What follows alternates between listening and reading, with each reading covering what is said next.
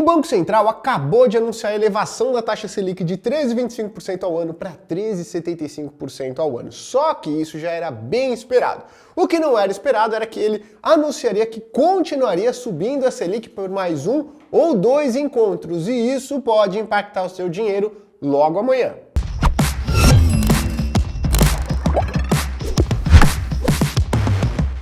Por que o Banco Central indicou que deve continuar subindo a taxa Selic? O Banco Central ainda não está confortável com as expectativas de inflação para o ano de 2023. Sendo assim, ele indicou que pode e provavelmente deve dar mais uma ou duas altas de juros até que as expectativas de inflação para o próximo ano estejam de fato controladas. E agora, o que deve acontecer com os ativos brasileiros, ativos de renda fixa, as ações, os fundos imobiliários, quando o Banco Central indicou essa continuidade da elevação da Selic, coisa que muita gente esperava que não ia acontecer? O fato é que mais uma elevação, ou seja, marginal, uma pequena elevação daqui 45 dias, não tem o poder de afetar para baixo fortemente os preços dos ativos brasileiros, como os títulos de renda fixa, as ações, inclusive os fundos imobiliários, já que é uma elevação muito pequena da margem apontada pelo nosso Banco Central. Então o que eu estou querendo dizer? Que ao invés de você olhar o que vai acontecer nos próximos meses, nos próximos 45 dias, comece a observar o que deve acontecer nos próximos 6, 12 meses. E mesmo que o Banco Central indicou que a taxa Selic deve subir um pouquinho mais, isso não vai mais ser verdade em 6, 12 meses. Por isso,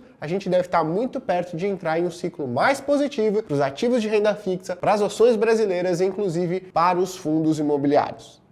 Mas com tanta coisa para acontecer nos próximos meses, como cenário eleitoral, conflito entre Rússia e Ucrânia, e agora esse conflito geopolítico entre China, Taiwan e Estados Unidos, será que muita coisa não pode azedar no meio do caminho e aí o Banco Central precisar subir a taxa de juros novamente? Bom, existem alguns fatores que fazem a gente acreditar que isso não é o cenário mais provável para os próximos meses, tá? Um ponto é, a gente já passou por vários cenários eleitorais, inclusive vários cenários de incerteza eleitoral. Não acredito que qualquer um dos principais candidatos à eleição presidencial que vençam vão acabar com algumas regras super importantes aqui no Brasil, como o arcabouço fiscal, controle do endividamento público, controle da inflação. Até porque ambos os principais candidatos já foram presidentes em algum momento e não implementaram nenhuma política de quebra de regra fiscal, muito menos de abandono do controle da inflação, e não acho que isso tende a acontecer daqui para frente. Seria um cenário improvável, na minha opinião. Já o conflito entre Rússia e Ucrânia vem dando uma amenizada ao longo das últimas semanas. Isso já fez, por exemplo, com que o preço do petróleo, o barril do petróleo, que chegou a ser negociado lá perto de $130, $140 o barril, pressionando o preço dos combustíveis aqui para cima, caísse quase 30%, 40% das máximas. O que a gente vê se refletindo no preço dos combustíveis nas últimas semanas. Então eu acredito que o pior entre o conflito de Rússia e Ucrânia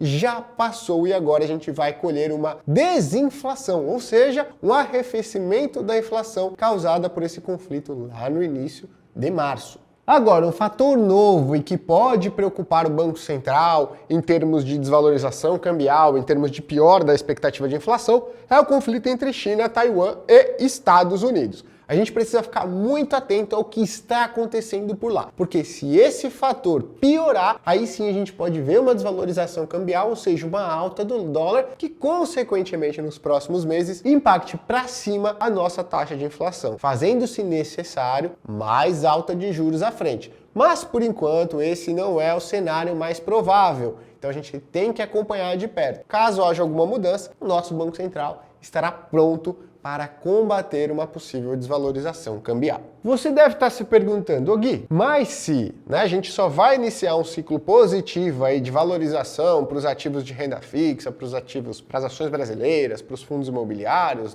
quando a taxa de juros futura no Brasil começar a cair de maneira mais firme, por que a gente não espera a taxa Selic começar a cair? Bom, primeiro ponto, nessa expectativa de queda da taxa Selic, ela está lá só para o final do segundo trimestre de 2023. Ainda falta aproximadamente um ano para que isso de fato aconteça. Mas deixa eu te falar uma coisa, 65 a 70% do movimento de valorização dos títulos de renda fixa, das ações brasileiras e dos fundos imobiliários acontecem antes da primeira queda da taxa Selic. Então, se você está esperando a taxa Selic cair para assumir mais risco na sua carteira de renda fixa, de ações ou de fundos imobiliários, eu tenho uma péssima notícia para você. Muito provavelmente, quando a taxa Selic cair, a maior parte de valorização desses ativos já passou, já ficou para trás. Então, mesmo que o Banco Central não tenha indicado o fim do ciclo de alta de juros, na minha opinião, esse é o melhor momento para você aumentar o risco na sua carteira de investimentos, tanto na parte de renda fixa, quanto na parte de renda variável, falando de ações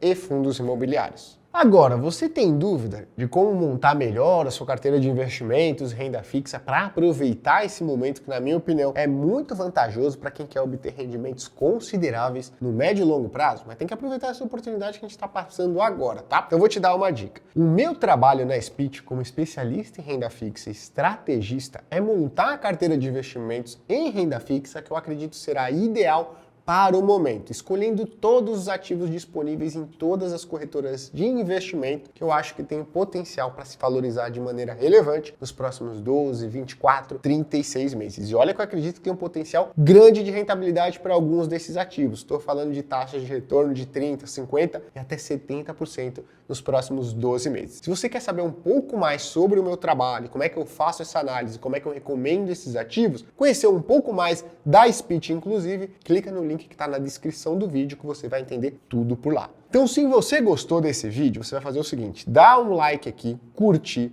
vai compartilhar com quem você acredita que seja uma informação necessária e importante também, com quem já investe, e vai se inscrever no canal para não perder mais nenhuma avaliação sobre alterações da taxa Selic. Combinado? Então, muito obrigado pela sua presença aqui no canal da Finclass, a gente se vê na próxima.